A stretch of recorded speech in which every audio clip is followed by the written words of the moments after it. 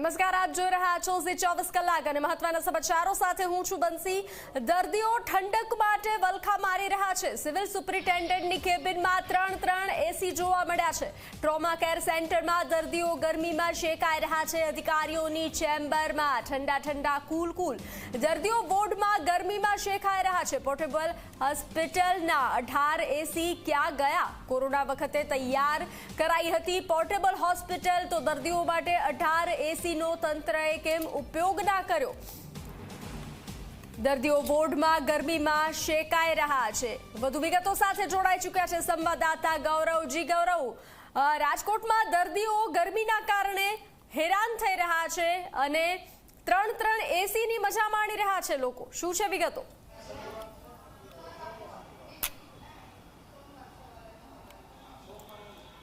બંસી, જે રીતના રાજકોટ સિવિલ હોસ્પિટલની અંદર જી 24 કલાક દ્વારા રિયાલિટી ચેક કરવામાં આવ્યું ને એની અંદર ટ્રોમા કેર સેન્ટરમાં 5મા માળે જે દર્દીઓ હતા તે પોતાના જે પંખા અને કુલર લઈને આવવું પડે તે પ્રકારની પરિસ્થિતિ જોવા મળી। રાજકોટ શહેરનું તાપમાન છે તે 44 ડિગ્રી આસપાસ જોવા મળી રહ્યું છે। સતત છેલ્લા એક અઠવાડિયાથી સ્ટ્રોકના બનાવો છે તે વધી રહ્યા છે, જ્યારે સિવિલ હોસ્પિટલ તંત્ર જ ક્યાંક પોતે બેદરકારી દાખવતું હોય તે પ્રકારના દ્રશ્યો જોવા મળ્યા હતા। રાજકોટ સિવિલ હોસ્પિટલના જે સુપ્રિન્ટેન્ડન્ટ છે તેની ચેમ્બરના આપણે દ્રશ્યો છે તે બતાવવાનો પ્રયાસ કરીશું। સિવિલ સુપ્રિન્ટેન્ડન્ટ RS ત્રિવેદી સાથે મેં ટેલિફોનિક વાતચીત કરી, પરંતુ તેઓ કામની અંદર વ્યસ્ત હોવાના જે દાવાઓ છે તે કરી રહ્યા છે અને પોતાનો બચાવ છે તે કરી રહ્યા છે। તેમની ચેમ્બરની બહાર અલીગઢી તાળું છે તે મારી દેવામાં આવ્યું છે। ચેમ્બરની અંદર ત્રણ એસી લગાવવામાં આવ્યા છે, પરંતુ ક્યાંક સિવિલ હોસ્પિટલ તંત્ર આ મુદ્દો દબાવવાનો પ્રયાસ છે તે કરતું હોય તેવું સ્પષ્ટ લાગી રહ્યું છે। પરંતુ જી 24 કલાક આપણે દ્રશ્યો થકી બતાવવાનો પ્રયાસ કરશે કે આ સિવિલ હોસ્પિટલના જે સુપ્રિન્ટેન્ડન્ટની ચેમ્બર છે તેની બહારના દ્રશ્યો છે કે ત્યાં આ પ્રથમ એસી છે। આ જ પ્રકારે અલગ અલગ 2 એસી છે તેમની ચેમ્બરની અંદર લગાવવામાં આવ્યા છે। તેમની ચેમ્બરની સાઇઝની વાત કરવામાં આવે તો તેમની ચેમ્બરની સાઇઝ 20 ફૂટની સાઇઝ છે અને 20 ફૂટની સાઇઝની જે ચેમ્બર છે તેની અંદર ત્રણ એસી, આ શા માટે ત્રણ એસી તેઓ ઉપયોગ કરી રહ્યા છે તે એક સૌથી મોટો સવાલ છે તે ઊભો થઈ રહ્યો છે।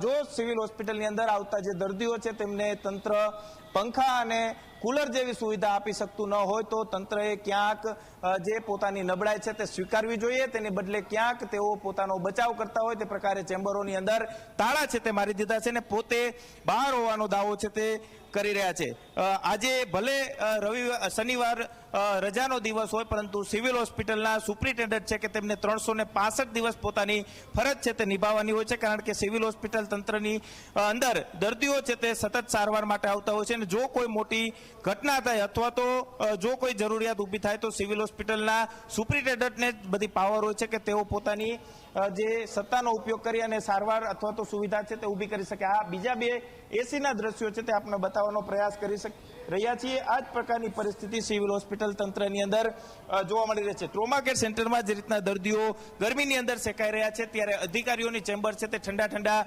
કુલ છે તે જોવા મળતી હોય છે। કોરોના વખતે તૈયાર કરેલી પોર્ટેબલ હોસ્પિટલ હતી કે તેની અંદર 18 એસી છે તે લગાવવામાં આવ્યા હતા, જે પોર્ટેબલ એસી હતા, જે કોઈ પણ વોર્ડની અંદર ખસેડી શકે તે પ્રકારની વ્યવસ્થા હતી, પરંતુ ક્યાંક સિવિલ હોસ્પિટલ તંત્રના આ 18 એસી ક્યાં ગુમ થઈ ગયા છે તે પણ એક મોટો સવાલ ઊભો થઈ રહ્યો છે। કેમ ઉનાળામાં દર્દીઓને આ 18 એસી જે આપવા જોઈએ તે તંત્ર આપી શક્યું નથી તે એક સૌથી મોટો સવાલ છે। કરોડો રૂપિયાનું બજેટ આરોગ્ય વિભાગ જે ફાળવતું હોય છે, પરંતુ ક્યાંક આરોગ્ય વિભાગ દ્વારા કરોડો રૂપિયાના બજેટ ફાળવવામાં આવતા હોય છે, તેમ છતાં પણ દર્દીઓને કેમ પૂરી સારવાર મળતી નથી તે એક સૌથી મોટો સવાલ છે તે ઊભો થઈ રહ્યો છે। જી 24 કલાક પાસે વધુ એક માહિતી આવી છે તે આપણે દર્શાવવાનો પ્રયાસ કરીશું।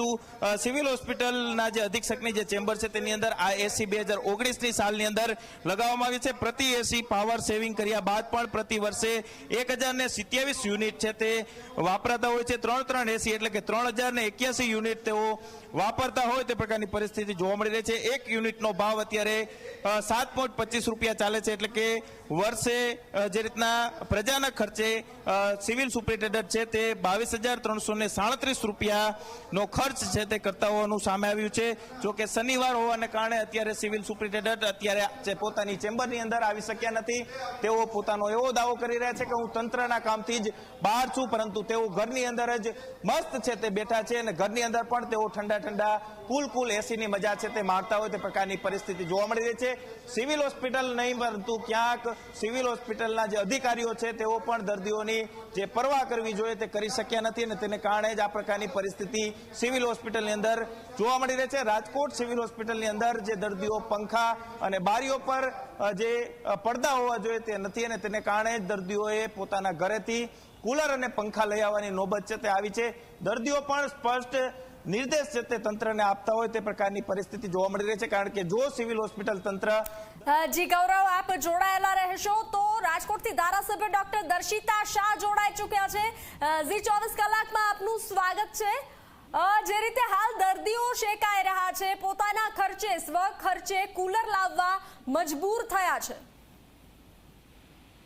આપ જાણો છો એ રીતે સિવિલ હોસ્પિટલમાં, રાજકોટ સિવિલ હોસ્પિટલમાં જે PMHSY બિલ્ડિંગ છે એ આખું એસી બિલ્ડિંગ છે.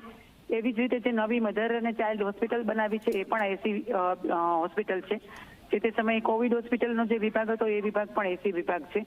અત્યારે હીટવેવના કારણે ગરમી ખૂબ જ છે, છતાં પણ સુપ્રિન્ટેન્ડન્ટ ત્રિવેદી સાહેબને એ જણાવી દેવામાં આવ્યું છે કે જ્યાં ક્યાંય પણ વધારે કુલરની જરૂરિયાત હોય, કોઈ પણ જગ્યાએ પંખામાં કઈ નાનું મોટું રિપેરિંગ હોય તો એ માટે થઈને PIUની 10 લોકોની ટીમ અત્યારે સિવિલ હોસ્પિટલમાં સતત કાર્યરત છે અને અત્યારે કામ કરી જ રહી છે. અને હજી વધારે કુલર મૂકવા માટે થઈને, કારણ કે અત્યારે ગરમી વધારે છે એટલે એને હિસાબે એવું થાય કે લોકોને થોડી ગરમી વધારે લાગે, એટલે એ માટે થઈને અત્યારે સિવિલ હોસ્પિટલ પણ આ બાબતે આગળ કામ કરી રહી છે અને એ બાબતે સુપ્રિન્ટેન્ડન્ટને સૂચના પણ દર્શિતાજી 20 ફૂટની કેબિનમાં 3 એસી જોવા મળ્યા છે જ્યારે દર્દીઓ હેરાન થઈ રહ્યા છે.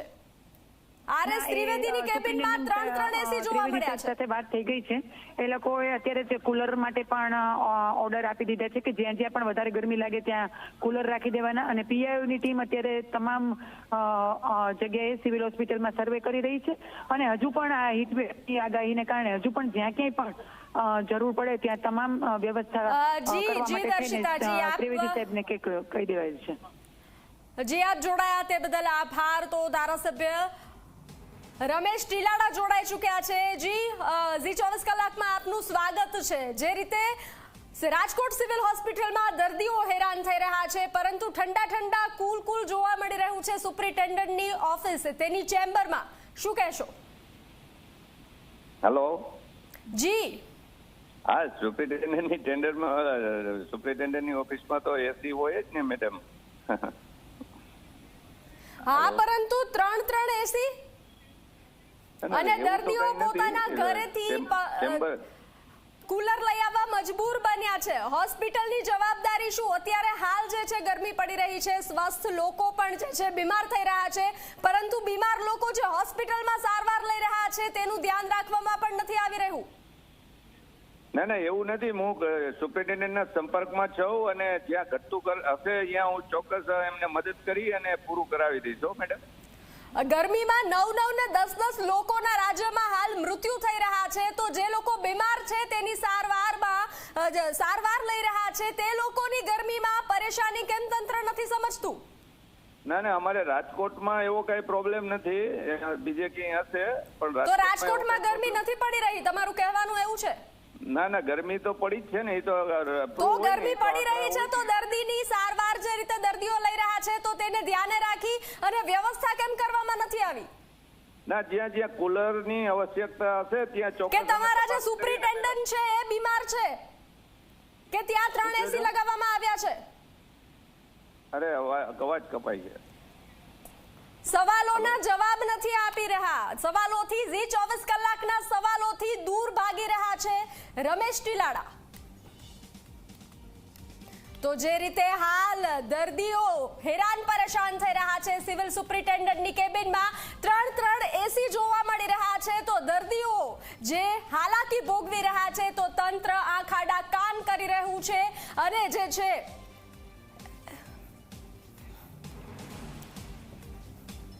ઝી 24 કલાક સાથે જોડાઈ ચૂક્યા છે કોંગ્રેસ નેતા હેમાંગ વસાવડા. ઝી 24 કલાકમાં આપનું સ્વાગત છે. જે રીતે રાજકોટમાં દર્દીઓ હેરાન થઈ રહ્યા છે, શું કહેશો?